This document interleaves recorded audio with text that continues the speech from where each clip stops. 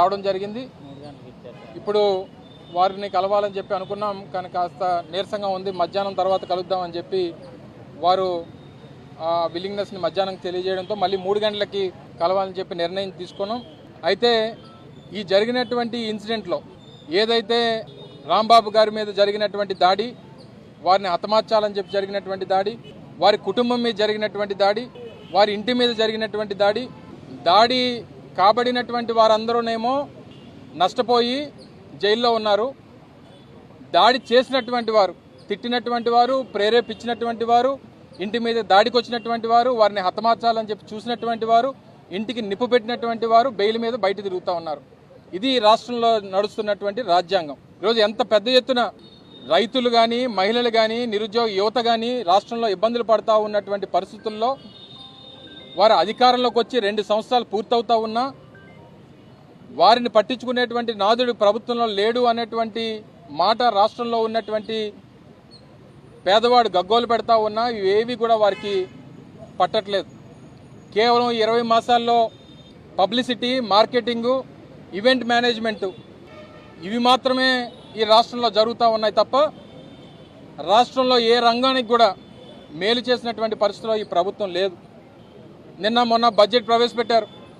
మొట్టమొదటిసారి అసలు అప్పు ఎంత తీసుకున్నారో, ఎంత ఖర్చు పెట్టారో, దేనికి ఖర్చు పెట్టారో, బడ్జెట్ ఎస్టిమేట్స్ ఏంటో కనీస అవగాహన లేనటువంటి కూర్పు ఏదైతే ఉందో నాకు తెలిసి బహుశా స్వతంత్రం వచ్చిన తర్వాత ఆంధ్రప్రదేశ్ రాష్ట్ర చరిత్రలో ప్రవేశపెట్టినటువంటి బడ్జెట్ ఏదైనా ఉందంటే మొన్న ప్రవేశపెట్టినటువంటి బడ్జెట్. సహజంగా అప్పులు చేసినటువంటి ఏ ప్రభుత్వం అన్నా చేసినటువంటి అప్పుకి ఖర్చు ఆ రాష్ట్రంలో ఉన్నటువంటి పేదవాడి సంక్షేమం కోసమో, రాష్ట్ర అభివృద్ధి కోసమో, రాష్ట్రంలో అసెట్ బిల్డింగ్ కోసమో సహజంగా ప్రభుత్వాలు అప్పులు చేస్తూ ఉంటాయి. కానీ గడిచినటువంటి 20 మాసాల్లో ఈ రాష్ట్ర ప్రభుత్వం చేసినటువంటి 2.5 లక్షల కోట్ల రూపాయల అప్పు మాత్రమే కనబడుతుంది తప్ప ఖర్చు కనబడట్లేదు. పోనీ చేసినటువంటి అప్పు ఏమైపోయిందనంటే చంద్రబాబు నాయుడు గారికి, ఆయన కొడుక్కి తప్ప ఎవరికి తెలియదు. ఆ రోజు మేము 3 లక్షల కోట్ల రూపాయలు అప్పు చేశామని చెప్పి 3,20,000 కోట్ల రూపాయలు జగన్మోహన్ రెడ్డి గారి ప్రభుత్వంలో అప్పులు చేశామని చెప్పి రిపోర్ట్స్ చెప్తా ఉన్నాయి. అన్ని రకాలైనటువంటి ఫైనాన్షియల్ రిపోర్ట్స్ చెప్తా ఉంటే అందులో మేము 2,75,000 కోట్ల రూపాయలు డైరెక్ట్ బెనిఫిషరీ ట్రాన్స్ఫర్ కింద పేదవాడికి సంక్షేమం అందించామనేటువంటిది కూడా ప్రజలు చెప్తా ఉన్నారు. అంటే 3 లక్షల కోట్ల రూపాయలు అప్పు చేస్తే 2,75,000 కోట్ల రూపాయలు పేదవాడికి పంచాం. కానీ 20 మాసాల్లో 2.5 లక్షల కోట్ల రూపాయలు అప్పు చేసి 1 రూపాయి కూడా పేదవాడికి పంచకుండా మరి ఆ డబ్బుని ఏం చేశాడో ఈ ముఖ్యమంత్రి గారు రాష్ట్ర ప్రజలకు సమాధానం చెప్పాలి. వారు చెప్తున్నటువంటి సూపర్ 6 హామీల్లో ఏ హామీని కూడా పూర్తిగా అమలు చేయకుండా, కనీసం బడ్జెట్లో కేటాయింపులు పెట్టకుండా ఈరోజు మా బడ్జెట్ దేనికి ప్రవేశపెట్టారో కూడా తెలియనటువంటి పరిస్థితిలో ఉన్నాం. ఈరోజు రానటువంటి ఈ 3 సంవత్సరాల కాలంలో బహుశా నాకు తెలిసి రోజుకి 500 కోట్ల రూపాయలు అప్పు చేస్తూ ఉన్నాడు ముఖ్యమంత్రి గారు. ఈ 2 సంవత్సరాల్లో దాదాపు 3 లక్షల కోట్ల రూపాయలు, మరో 3 సంవత్సరాలు మరో 5 లక్షల కోట్ల రూపాయలు అప్పు చేస్తాడు, లేదా 6 లక్షల కోట్ల రూపాయలు అప్పులు చేస్తాడు. చివరికి రేపు అధికారం దిగిపోయేటువంటి సమయానికి ఆ అప్పులు కుప్పంతా తీసుకుని వచ్చి రేపు మా ప్రభుత్వం మీద పెట్టి వెళ్ళిపోతాడు. ఆయనకేమి పేదవాడికి పంచింది లేదు. వ్యవసాయ రంగం ఇబ్బంది పడుతూ ఉంది, వైద్య రంగం ఇబ్బంది పడుతూ ఉంది, విద్యారంగం ఇబ్బంది పడుతూ ఉంది.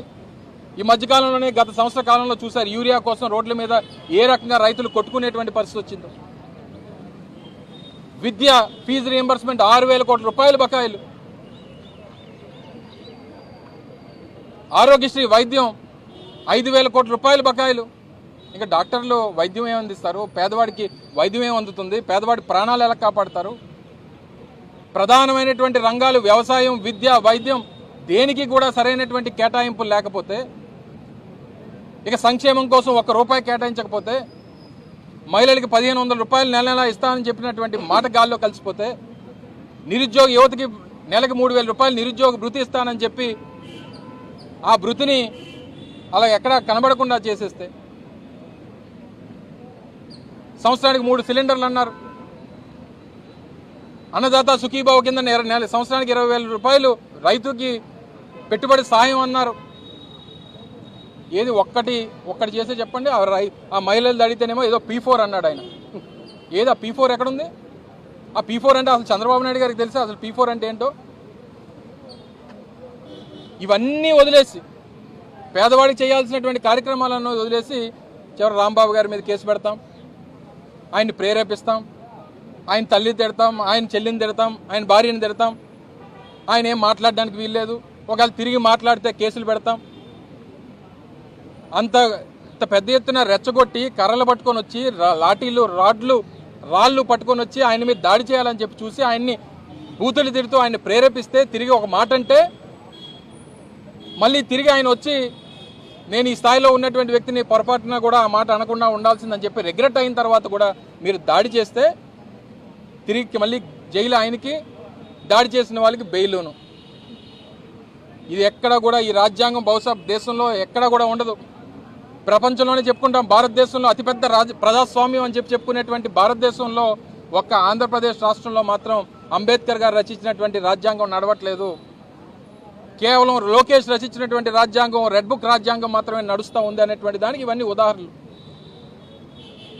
మీరు రేపు బిల్ గేట్స్ గారిని తీసుకొని వస్తే ఏముంది, లేకపోతే ఇంకొకరిని తీసుకొస్తే ఏముంది? ఈ రాష్ట్రంలో లా అండ్ ఆర్డర్ లేనప్పుడు,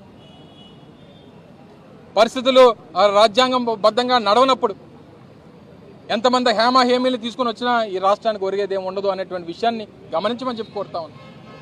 దయచేసి ఇవన్నీ గుర్తుపెట్టుకొని ఇప్పటికన్నా మీ పద్ధతి మార్చుకోండి, మీ పరిపాలన తీరు మార్చుకోండి, మీ తాలూకా ఆలోచన విధానాన్ని మార్చుకోండి, మీ తాలూకా కక్ష సాధింపు విధానాన్ని మార్చుకోండి.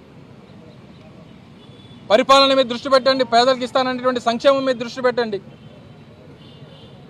అంతే తప్ప ఇలా దాడులు చేయడం, కొట్టడం, పెట్రోల్ బాంబులు విసరడం, ఇవన్నీ చేసి ఇదేదో రాజకీయంగా మనం ఏదో లబ్ధి పొందడం అనుకుంటే మీ అమాయకత్వం.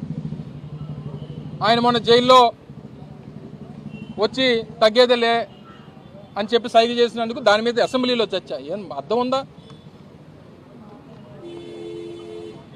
దాని మీద చర్చ పెట్టాల్సినటువంటి అవసరం ఉందా? సో ఇవన్నీ కూడా ఇప్పటికన్నా మీ తాలూకా ఆలోచన విధానాన్ని మార్చుకోండి.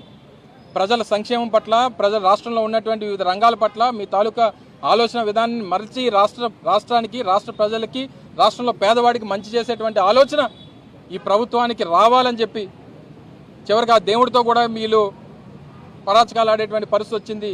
కర్మ అనేటువంటిది ప్రతి ఒక్కరికి ఏదో రోజు ఆ కర్మ తాలూకా రుచిని చూపించేటువంటి రోజు కూడా చంద్రబాబు నాయుడు గారికి, సోకాల్ టీం అందరికీ వస్తుంది అనేటువంటి విషయాన్ని ఈ సందర్భంగా మరొకసారి గమనించమని చెప్పి కోరుతా ఉన్నాం.